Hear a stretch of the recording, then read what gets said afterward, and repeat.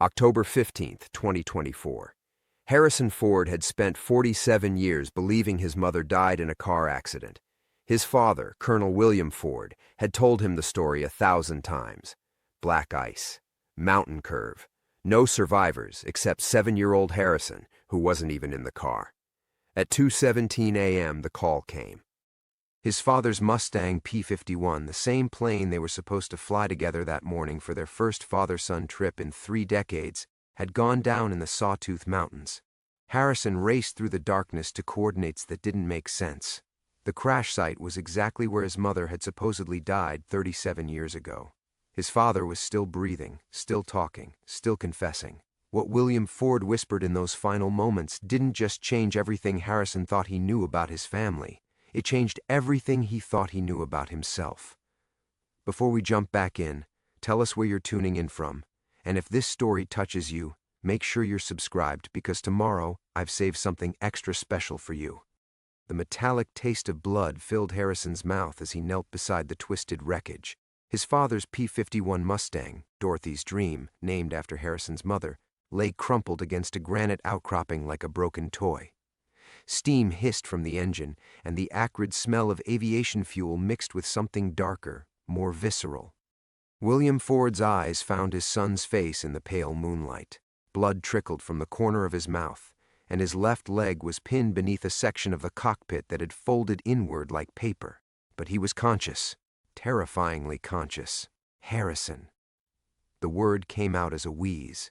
"You came." "Dad, don't try to talk. I've called for help." Harrison's hands shook as he pressed his jacket against a gaping wound on his father's chest. The fabric turned warm and wet immediately. "The rescue team is en route." No time. William's fingers, surprisingly strong, gripped Harrison's wrist. 37 years I've carried this. 37 years of watching you become everything she wanted you to be. The wind whistled through the pines, carrying with it the ghost of a memory Harrison couldn't quite grasp. This place. He'd been here before, but when? His 7-year-old mind had locked away so much from that terrible winter. "The coordinates," Harrison said, the realization hitting him like a physical blow. "You didn't crash here by accident." William's laugh turned into a coughing fit that sprayed blood across the snow. "Smart boy. Always were. Dorothy said you'd figure it out someday. Said the truth has a way of clawing its way to the surface." What truth? But even as Harrison asked, part of him already knew, the part that had never quite believed the story about black ice and mountain curves, the part that had always wondered why there were no other cars involved, no witnesses, no real explanation for why his mother had been driving alone on a road she'd never taken before. "She didn't die in a car accident, son." The words hung in the frigid air like smoke. Harrison felt something fundamental shift inside his chest, as if his rib cage had cracked open and let the cold seep into his bones. "She found out about the others." William's voice was getting weaker, but his eyes remained fixed on Harrison's face with laser intensity. "The wives of the other pilots. I thought I was being careful. But Dorothy, she was smart, smarter than I gave her credit for." Harrison's vision blurred. "Dad, you're not thinking clearly. The crash, the injuries. I strangled her." The confession landed between them like a grenade. Harrison's hands stopped moving. The pressure on his father's chest wound lessened, and fresh blood bloomed through the jacket. "Right here." William's gaze shifted to a spot 20 feet away, where a cluster of aspen trees stood sentinel in the darkness. "She said she was going to leave. Take you with her. Said she'd tell everyone what kind of man I really was." Harrison followed his father's stare and saw it. A slight depression in the earth, covered now with decades of fallen leaves and undergrowth. His mother's real grave. You buried her here. It wasn't a question. Staged the car accident 3 miles away. Burned everything. The official investigation took 2 days. William's breathing was becoming more labored. "You were staying with your aunt that weekend. You never even knew your mother was supposed to come home." The sound of rotors echoed off the canyon walls, distant but approaching. The rescue team Harrison had called from the road. They'd be here soon, and his father would either die from his injuries or spend whatever time he had left in a prison cell. "Why tell me this now?" Harrison's voice cracked like a teenager's. "Why not take it to your grave?" "Because I am taking it to my grave." William's grip on Harrison's wrist tightened. "But you deserve to know who she really was. Not the perfect memory I let you build. Dorothy was going to leave me for another man, yes. But she was also going to fight for you. She died protecting you from becoming like me." Harrison felt tears freezing on his cheeks. 47 years of carefully constructed mythology crumbling in the span of minutes. Every Father's Day card he'd reluctantly sent, every awkward phone call, every moment he'd felt guilty for not being a better son to the man who'd raised him alone. The helicopter was closer now, its searchlight beginning to sweep the tree line. "The crash," Harrison said. "You did this on purpose. The whole reconciliation trip, asking me to fly with you. I was hoping you'd be with me when we went down." William's confession came out in a rush. "Thought maybe if we died together, you'd never have to know what I really was." The searchlight found them, bathing the wreckage in harsh white light. Harrison looked up at the helicopter descending toward a clearing 50 yards away, then back at his father's bloodied face. In less than 5 minutes, everything would change forever. The helicopter's rotors beat against the mountain air like mechanical thunder, drowning out everything except the sound of Harrison's own breathing. He watched the aircraft settle into the clearing, its searchlight carving harsh shadows across the wreckage of his father's plane, and his life. 5 minutes, he thought. 5 minutes before I have to decide what story to tell. The rescue team would want facts. Clear, linear facts about flight paths and mechanical failures and the simple tragedy of an aging pilot pushing his vintage aircraft beyond its limits. They'd want to know about injuries and timeline, and whether this was pilot error or equipment malfunction. They wouldn't want to hear about buried secrets and decades-old murders and the kind of truth that destroyed families. Harrison looked down at his father's face, now slack with unconsciousness but still breathing. Blood had stopped flowing from the chest wound, whether because Harrison's pressure had worked or because there simply wasn't much blood left, he couldn't tell. William's confession hung between them like a live wire, sparking and dangerous. The taste of copper filled Harrison's mouth, and he realized he'd bitten his lip hard enough to draw blood. Everything felt hyper-real, the sting of wind against his exposed skin, the chemical burn of aviation fuel in his nostrils, the way his knees had gone numb from kneeling in the snow. But underneath the physical sensations ran something deeper, a current of recognition that made his hands shake. Had been here before. Not just in this place, but in this moment. The moment when everything solid became liquid, when the fundamental assumptions about his life revealed themselves as elaborate lies. He'd felt this same vertigo 47 years ago, when his father had sat him down in their kitchen and explained that Mommy wasn't coming home. The words had been different then, accident, Andecy roads, and God's plan, but the sensation was identical, the feeling of free fall with no idea where or how he'd land. Voices carried across the clearing now. The rescue team was mobilizing, their movements efficient and professional. Harrison could make out 3 figures in reflective gear moving toward them with a stretcher and medical equipment. In 90 seconds, maybe 2 minutes, they'd be here asking questions he couldn't answer. What would happen to Callista if this came out? The thought hit him with surprising force. His daughter, 34 years old, married to a pediatric surgeon, mother to twin boys Harrison adored, had built her life around certain truths. That her grandfather, whatever his flaws, was fundamentally a good man who'd raised her father alone after tragedy struck. That the Ford family name meant something solid and honorable. That her own children carried the DNA of heroes, not killers. The twins were 7 now, the same age Harrison had been when his mother died. Died. The word felt obscene now. Dorothy Ford hadn't died. She'd been murdered. Strangled by the man Harrison had spent decades trying unsuccessfully to love, trying unsuccessfully to understand, trying unsuccessfully to forgive for his emotional distance and casual cruelty. Now he understood perfectly. "Sir, we're coming to you," one of the rescuers called out, his voice cutting through the helicopter noise. "Stay where you are." Harrison's hand still rested on his father's chest, feeling the shallow rise and fall of breath.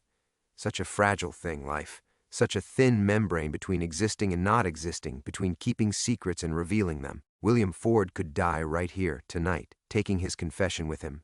The cancer was already doing its work. The doctors had given him 6 months, maybe 8.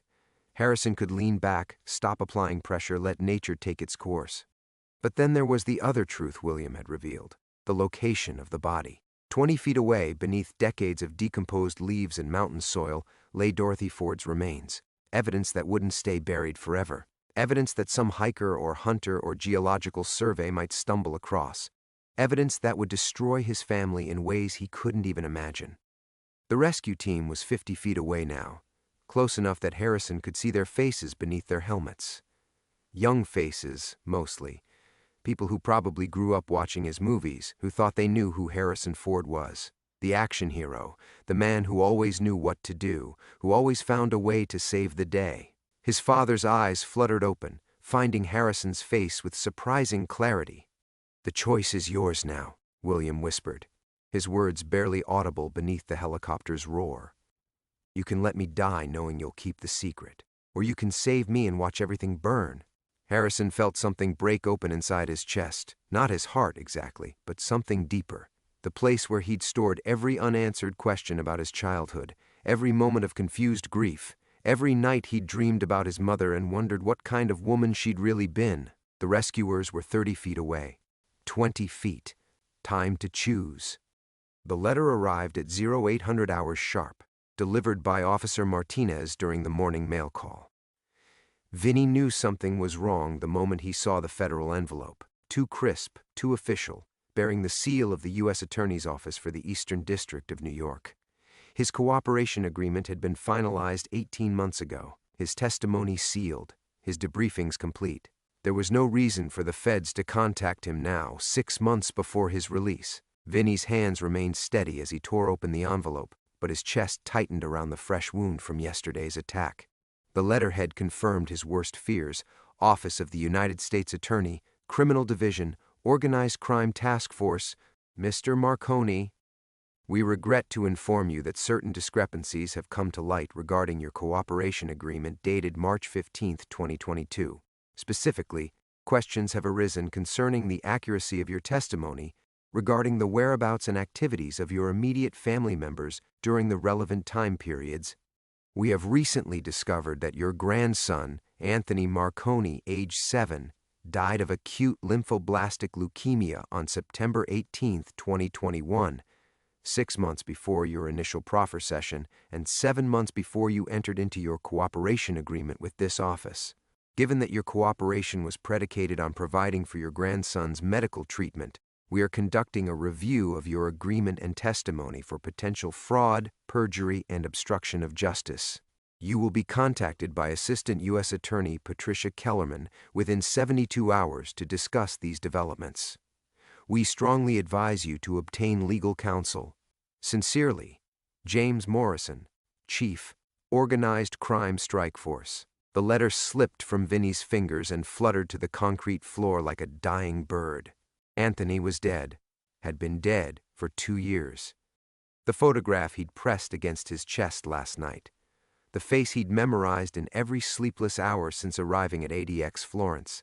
The smile that had given him strength through 18 months of concrete and steel. All of it a lie, a carefully constructed fiction that had somehow sustained him through the darkest period of his life. Vinny's legs buckled. He collapsed onto his bunk, the springs groaning under his weight, and stared at the letter on the floor. The words blurred together, but certain phrases burned themselves into his vision. Died of acute lymphoblastic leukemia. 6 months before. Fraud, perjury, obstruction. The timeline crashed over him like a tidal wave. September 2021, Anthony dies. March 2022, Vinny makes his deal with the feds, believing he's saving his grandson's life. The experimental treatment at Sloan Kettering, the witness protection, the cooperation agreement that had turned him into a dead man walking among his own people, all for a child who was already in the ground. His daughter Sophia's voice echoed from their last phone call before his arrest. "Papa, I can't talk about this over the phone. Just know that everything I told you about Anthony, I had my reasons." He'd assumed she meant the cancer, the treatment, the desperate need for money that only cooperation could provide. She'd been telling him Anthony was dead, and he'd been too consumed with his own guilt to hear it. The cell walls seemed to close in around him. Every breath felt like drowning. For 18 months he'd endured the hatred of men like Eddie Torino, the constant threat of violence, the suffocating isolation of protective custody. He'd broken omerta, the sacred code of silence that had governed 3 generations of Marconis. He'd testified against John Gotti, sending the most powerful crime boss in America to die behind bars. For nothing. For a ghost. For a little boy whose funeral he'd missed while sitting in a federal detention center, planning testimony that would destroy everything he'd ever believed in. Vinny picked up the photograph from where it had fallen beside his bunk. Anthony's gap-toothed grin mocked him now. When had this picture been taken? Before the cancer, after the diagnosis, but before the end. Had Sophia known her son was dying when she'd sent this final image to her father? The observation slot scraped open. Through the blur of his vision, Vinny saw Martinez's eyes studying him with professional concern. "Everything all right in there, Marconi?" Vinny cleared his throat, tasting copper and betrayal. "Just fine, officer." The slot closed, but Vinny knew Martinez would be watching more carefully now. A federal witness having a breakdown 6 months before release was the kind of situation that generated paperwork and questions. Questions that might lead to the same conclusion the Justice Department had reached. Vincent Marconi had been played from the beginning. The coordinated hit in the laundry made perfect sense now. Someone had known the truth about Anthony all along. Someone had waited for Vinny to dig himself deeper into cooperation, to burn every bridge and destroy every relationship, before revealing that his sacrifice had been meaningless. Someone who wanted him to know he'd betrayed his family, his code, and his entire life for a dead child. Someone who understood that the cruelest revenge wasn't death. It was the knowledge that everything you'd suffered for had been a lie. Vinny folded the letter carefully and slipped it between the pages of The Art of War, right next to Anthony's photograph. The game had changed completely, and Vincent "Vinny" Cards Marconi was about to show them what a man with nothing left to lose could accomplish. The first instinct was to burn everything. The letter, the photograph, the cooperation agreement he'd memorized word by word. Vinny sat motionless for 20 minutes after Martinez's eyes disappeared from the observation slot, his mind cycling through decades of survival protocols. When cornered, assess your assets. When betrayed, trust no one. When facing impossible odds, change the game entirely. But this wasn't a corner he could fight his way out of. This was a grave he'd dug himself, one shovelful of testimony at a time. "Yo, Marconi." Eddie's voice drifted through the steel wall. "You got mail from your lawyer or something? You been quiet since chow." Vinny forced his voice steady. "Nothing important." "Yeah, well, you might want to pay attention to what's happening around here. Word is spreading about yesterday. Some people are asking questions about who you really are." The words carried weight that Eddie probably didn't intend. Who you really are. Not who Vinny had been. A made man who'd run Gotti's books for 15 years, who'd earned his nickname by reading tells at high-stakes games, who'd commanded respect from Brooklyn to Atlantic City. Who he really was. A broken old man who'd testified against his own family for a dead child. "Let them ask," Vinny replied, but his hands were trembling. 3 hours passed before he could bring himself to pull out his notebook. His detailed map of ADX Florence suddenly felt childish, like a kid playing spy games. What good was intelligence when the fundamental premise of your existence was a lie? He'd been planning moves in a chess game while someone else had been playing an entirely different sport. The photographs hidden in his cell. He pulled them out now, studying each one with fresh eyes. Anthony at Christmas, grinning beside a tree. Anthony in a hospital bed, pale but smiling. Anthony's first day of school. When had that boy become a ghost? Had Vinny been looking at pictures of a corpse all this time, building hope around images of a child already rotting in Queen's soil? His chest wound burned as he reached for the hidden compartment behind his sink. Inside, wrapped in plastic, was something he'd sworn never to use, a piece of the shiv that had opened his ribs yesterday. He'd palmed it during the fight, insurance against future attacks. Now he held it up to the fluorescent light, watching steel catch and reflect his distorted image. For a moment, just a moment, the blade felt like absolution. The observation slot scraped open again. This time it was Officer Reynolds, the veteran who'd found the aftermath in the laundry. His eyes locked onto Vinny's face with the practiced assessment of a man who'd talked dozens of inmates away from permanent solutions to temporary problems. Marconi, step away from whatever you're holding.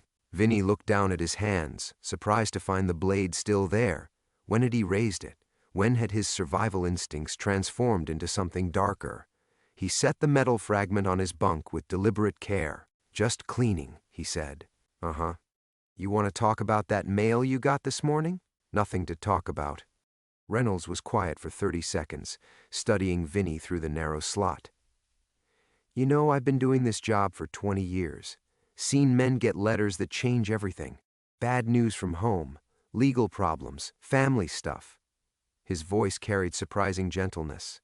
"Whatever's in that letter, there's ways to handle it that don't involve getting yourself killed or doing something stupid." Vinny almost laughed. Ways to handle it. Like there was a protocol for discovering that your entire moral collapse had been orchestrated by people who knew your grandson was already dead. Like there was a procedure for processing 18 months of meaningless suffering. "I appreciate the concern, officer." "Do you? Because from where I'm standing, you look like a man who's given up. And given up men in federal prison don't usually last long enough to see their release dates." After Reynolds moved on, Vinny lay on his bunk and stared at the carved words above his head. Fuck the feds. Whoever had spent hours etching those letters into concrete had possessed something Vinny envied now: certainty. Clear enemies. Obvious targets for rage. Vinny's enemies were ghosts. The people who'd manipulated him wore federal badges and carried cooperation agreements. They'd used his love for a dead child like a weapon, turning his greatest weakness into their greatest advantage. But as darkness settled over cell block 7, as Eddie's snoring filtered through the walls and the night guards began their rounds, something crystallized in Vinny's mind. The rage was still there, white-hot and consuming. The betrayal burned like acid in his chest. But underneath it all, his old instincts were stirring. Someone had played him perfectly for 2 years. Time to return the favor. The game wasn't over. It was just beginning. The revelation about Anthony haunted Vinny through the night, but by morning, his old instincts had crystallized into something harder than grief. Someone had orchestrated this entire charade, and Vincent Vinny Card's Marconi didn't get played twice.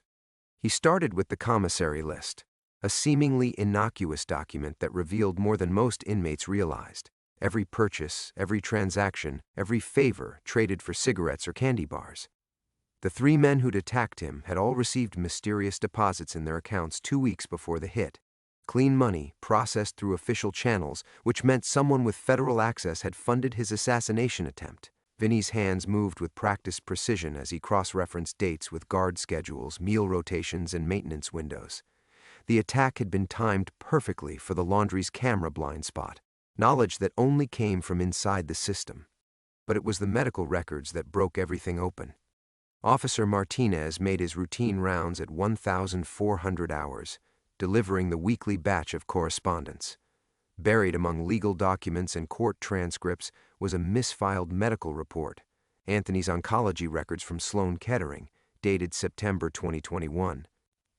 The bureaucratic error felt deliberate, like someone wanted Vinny to see exactly how his grandson had died. Patient expired 347 hours following complications from chemotherapy-induced sepsis. Father, Michael Marconi, incarcerated. Emergency contact, Sophia Marconi, mother. Patient had expressed desire to see grandfather Vincent Marconi prior to death. Request denied due to federal custody status. The words hit him like physical blows. Anthony had asked for him. In those final hours, as a 7-year-old boy fought for breath in a sterile hospital room, he'd wanted his grandfather. And Vinny had been sitting in a federal holding cell, still believing his cooperation could save the child's life. His daughter Sophia had lied to him for 6 months, feeding him false hope while her son rotted in the ground. But why? Why maintain the fiction that had driven Vinny to betray everything he'd ever believed in? The answer came from an unexpected source. Marconi. Eddie's voice carried a new tension. "You got visitors tomorrow. Legal visit." Vinny set down the medical records, his mind racing. No one had scheduled a legal visit.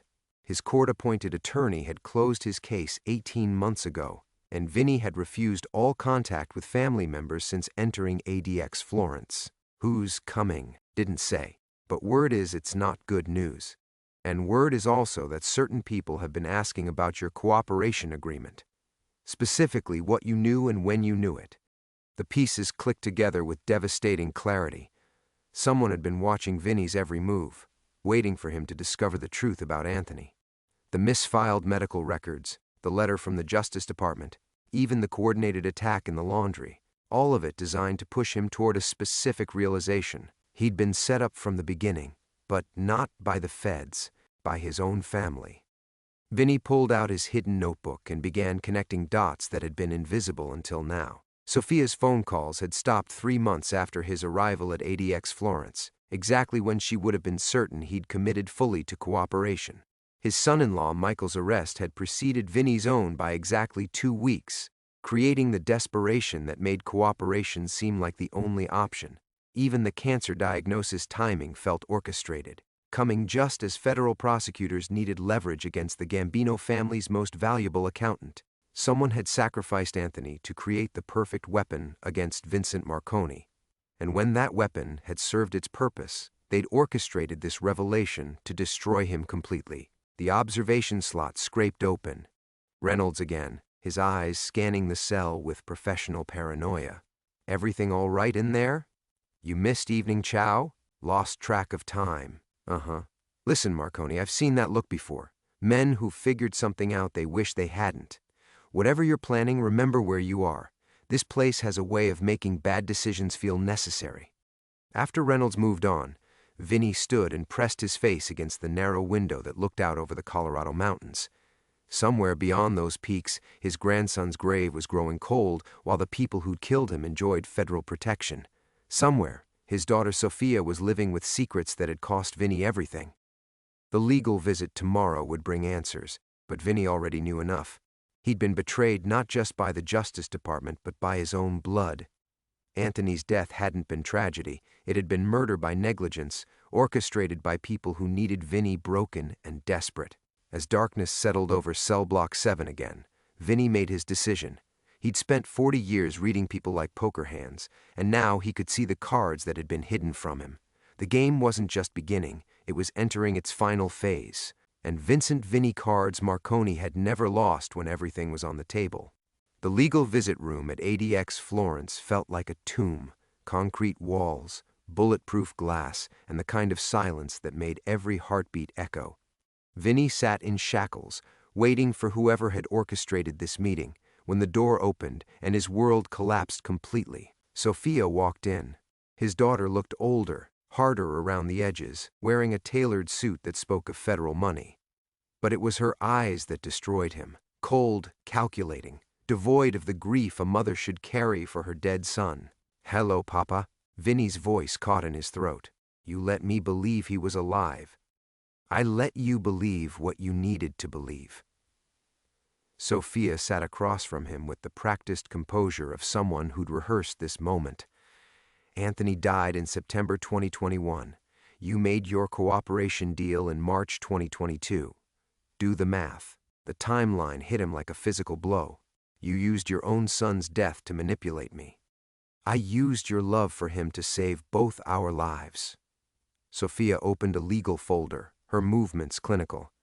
"You think the Justice Department came to you by accident? You think they just happened to need testimony against Gotti right when Anthony got sick?" Vinny stared at his daughter, this stranger wearing Sophia's face, and felt 30 years of certainties crumble. "You've been working with them since 2019, long before Anthony's diagnosis, long before your arrest." Her voice carried no emotion, no hint of the woman who'd once called him crying about medical bills and experimental treatments. "The Torino family put a contract on both of us after they discovered your skimming operation. The only way to survive was federal protection." "My skimming operation? The books you kept for Gotti weren't just records, Papa. They were evidence. And when Eddie's father realized how much detail you documented, how many crimes you could prove, we became liabilities. The pieces fell into place with sickening clarity. You created Anthony's medical emergency to give me a reason to cooperate. I gave you a reason to live. Sophia leaned forward, and for a moment he saw a flash of something that might have been genuine emotion. You would have taken a bullet rather than break Omerta. But for Anthony? For your grandson? You'd burn the whole world down. Vinny's hands trembled against his shackles. He asked for me. In the hospital, before he died, Anthony asked for me. He did. This admission carried the first crack in Sophia's armor. And I told him you were coming. I told him Grandpa was fighting to save him, that everything was going to be okay, while you knew I was in federal custody. While I knew his grandfather's testimony was the only thing keeping his mother alive. Sophia's composure finally shattered. You think this was easy? You think watching my son die while lying to both of you was some kind of game? Then why? The words exploded from Vinny's chest. Why continue the lie? Why let me suffer for 18 months thinking he was still alive? Because the moment you learned the truth, your cooperation became worthless. The feds needed you desperate, not devastated. They needed Vincent Marconi, the grandfather, not Vincent Marconi, the grieving man with nothing left to lose. Vinny saw it all now, the careful orchestration, the psychological manipulation, the way his own love had been weaponized against him. But there was something else, something in Sophia's eyes that suggested another layer to this betrayal. There's more. Papa, there's more. You wouldn't be here, wouldn't risk this meeting unless something had changed. Sophia glanced toward the door, then back to her father. Eddie Torino knows the truth about Anthony, about my cooperation, about everything. The words hit Vinny like ice water. Eddie, the man in the next cell, the one who'd been asking questions, making observations, getting too close to secrets that should have died with a 7-year-old boy. How long has he known? Since yesterday. Someone in the Justice Department leaked your file as leverage in Eddie's own cooperation negotiations. Sophia's voice dropped to a whisper. He's been feeding information back to his family. The attack in the laundry wasn't random, Papa. It was a message. What kind of message? That dead men don't testify in appeals, and that grandfathers who betrayed the family for dead children deserve to die knowing their sacrifice meant nothing. Vinny stared at his daughter, this woman who'd destroyed and saved him in equal measure, and felt something cold and final settle in his chest. Eddie Torino had been playing a longer game than anyone realized. The friendly conversations through the cell walls, the casual questions about family, the seemingly innocent observations about Vinny's mail and visitors. All of it designed to expose the lie that Anthony was still alive. All of it leading to this moment, when Vincent Vinny Cards Marconi would finally understand that his greatest enemy wasn't the Justice Department or rival crime families. It was the man sleeping 3 feet away, separated by concrete and steel, and the kind of patience that turned friendship into a weapon. The revelation settled in Vinny's chest like a tumor. As Sophia's words echoed in the visiting room's silence, he felt the last vestiges of his old self, the grandfather who'd sacrificed everything for love, burning away like paper in a furnace. How long do I have? His voice carried the flat pragmatism of a man calculating odds.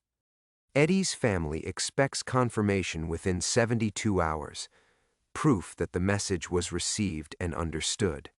Sophia's hands trembled as she closed the legal folder. They want you to know that Anthony died for nothing before they finish what they started in the laundry. Vinny absorbed this with the same detachment he'd once reserved for reading poker tells.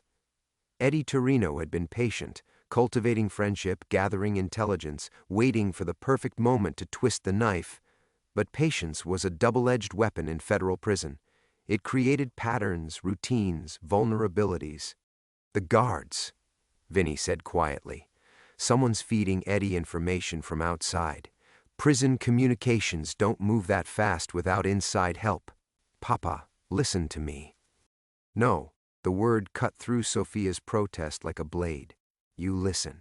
For 18 months I've been playing defense, surviving, accepting, reading the cards I was dealt instead of controlling the deck. He leaned forward, and Sophia flinched at what she saw in his eyes. That ends now. You can't fight them from in there. Eddie has connections, resources.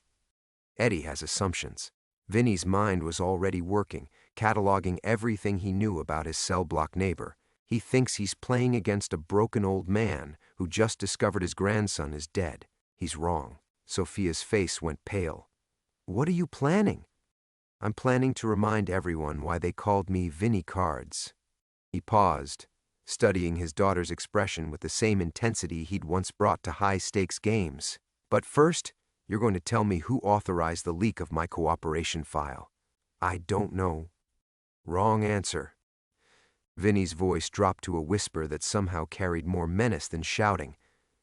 "Someone in the Justice Department handed Eddie exactly what he needed, exactly when he needed it. That's not a leak. It's orchestration. Who benefits from my death?" Sophia's composure cracked further. "There are people who want Gotti's conviction overturned. Appeals have been filed. New evidence has surfaced. Your testimony was crucial, but if you're discredited or dead, the case falls apart." Vinnie completed the thought with grim satisfaction. "And someone in federal law enforcement is betting on Eddie to clean up their mistake. You can't prove that from a supermax cell." "I don't need to prove it." Vinnie's smile carried no warmth.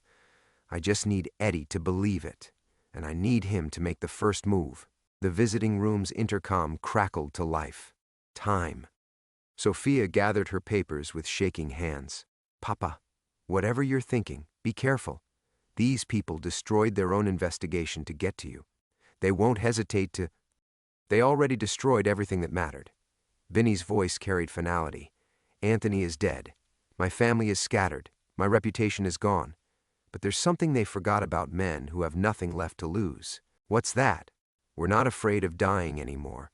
We're afraid of dying quietly." As the guards led him back to cell block 7, Vinnie's mind raced through possibilities and probabilities. Eddie would be expecting psychological collapse, grief, rage, desperate attempts at revenge that would justify another, more successful attack. Instead, he'd get something Eddie couldn't possibly anticipate: the resurrection of Vincent "Vinnie Cards" Marconi, the man who'd run Gotti's empire by understanding that every weakness could become a weapon. The corridor felt different now, charged with potential energy. Each camera, each guard station, each routine procedure became a piece on the chessboard. Eddie had made his greatest mistake, revealing his hand while assuming Vinnie was too broken to play. As they approached his cell, Vinnie caught a glimpse of Eddie through the neighboring observation slot. His face wore the satisfied expression of a predator watching wounded prey bleed out. The friendly mask had dropped completely, replaced by something cold and calculating. Perfect. Eddie Torino believed he'd destroyed Vincent Marconi's will to fight. He'd revealed the conspiracy, exposed the betrayal, stripped away every illusion that had sustained Vinnie through 18 months of federal custody. In Eddie's mind, all that remained was delivering the final blow to a broken grandfather who'd lost everything for nothing. But as Vinnie entered his cell and heard the lock engage, he felt something he hadn't experienced since Anthony's diagnosis: absolute clarity. The game had indeed changed, but not in the way Eddie expected. The man who'd testified against John Gotti to save a dying child was gone forever. What remained was something far more dangerous: a federal prisoner with encyclopedic knowledge of criminal operations, intimate understanding of prison dynamics, and absolutely nothing left to lose. Eddie wanted to play psychological warfare? Vinnie would teach him the difference between knowing the rules and mastering the game. The first move came at 0200 hours, when most of cell block 7 slept under the watchful eyes of night shift guards. Vinnie lay on his narrow bunk, fully dressed, listening to the calculated footsteps approaching his door. Eddie had patience, but grief was supposed to make men reckless. Time to give him what he expected. "Eddie?" Vinnie's voice cracked with manufactured desperation. "Eddie, you awake?" The footsteps stopped. Through the concrete walls, Vinnie heard the subtle shift of weight that meant his neighbor was listening. "Yeah, Vinnie, I'm here." Eddie's voice carried false sympathy. "Rough night?" "Can't sleep. Keep thinking about what you said, about the medical records, about Sophia lying to me." Vinnie let genuine pain bleed into the words, but not the kind Eddie expected. "I need to ask you something." "What's that?" "How long have you known?" The question hung in the darkness between their cells. "About Anthony, about my grandson being dead while I sat here thinking I was saving him." Silence stretched for 30 seconds. Vinnie could almost hear Eddie calculating, deciding how much truth to reveal. "I suspected for a while," Eddie said finally. "Little things, The way your mail stopped coming, the way you never talked about phone calls from the hospital anymore. But I wasn't sure until yesterday. Yesterday. Vinny let the word carry the weight of a man's world collapsing. Someone told you yesterday, information has a way of traveling, even in here. Vinny rolled off his bunk and pressed his face against the observation slot. In the dim corridor lighting, he could see Eddie's shadow through the neighboring window. The man was wide awake, alert, ready. "You know what the worst part is," Vinny whispered. "I can't even grieve him properly. Can't visit his grave. Can't make the people responsible pay for what they did. Sometimes that's how it goes. Sometimes the house wins. Wrong answer." Eddie's casual dismissal revealed everything Vinny needed to know about his neighbor's true nature. No grief for a dead child, no sympathy for a grandfather's anguish, just cold satisfaction at a job well done. "The house," Vinny repeated. "Funny you should mention that, because I've been thinking about houses all night, thinking about the house where Anthony lived, where Sophia lives now, thinking about how certain people might know where to find them." Eddie's shadow shifted. "That's dangerous thinking, Vinny." "Dangerous for who?" Vinny's voice dropped to a whisper that somehow carried perfect clarity. "See, I've been doing math, Eddie. Timestamps and phone calls and coincidences that aren't really coincidences. And you know what I figured out?" "What's that?" "You've been talking to your family about me, about my cooperation, about my testimony, about my weakness for dead grandchildren." Vinny paused, letting the words settle. "Which means they know about Sophia." The silence that followed lasted exactly 17 seconds. Vinny counted them, reading Eddie's hesitation like cards being dealt face up on a table. "You're grieving," Eddie said finally. "Making connections that aren't there." "Am I? Because here's what I know for certain. Someone leaked my cooperation file to give you leverage. Someone wanted me to know that Anthony died for nothing. And someone is paying you to make sure I don't live to testify in any appeals." Vinny's voice carried the weight of absolute certainty. "The question is whether you're smart enough to realize you've been set up too." "Set up how?" "Think about it. You're a made man serving federal time, talking to prosecutors about reducing your sentence. How do you think that plays with your own people?" Vinny laughed, a sound devoid of humor. "They give you my file, tell you to handle the Marconi problem, and when it's done, what happens to the only witness who can prove they ordered the hit?" Eddie's breathing changed, becoming shallower. Vinny pressed his advantage. "You kill me, you become a liability. You fail to kill me, you become a failure. Either way, you don't walk out of here alive." Vinny stepped back from the observation slot. "Unless, of course, you're willing to consider a different game entirely." "What kind of game?"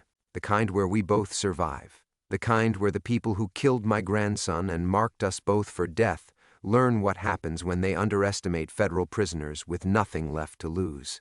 Through the walls, Vinny heard Eddie moving around his cell, pacing.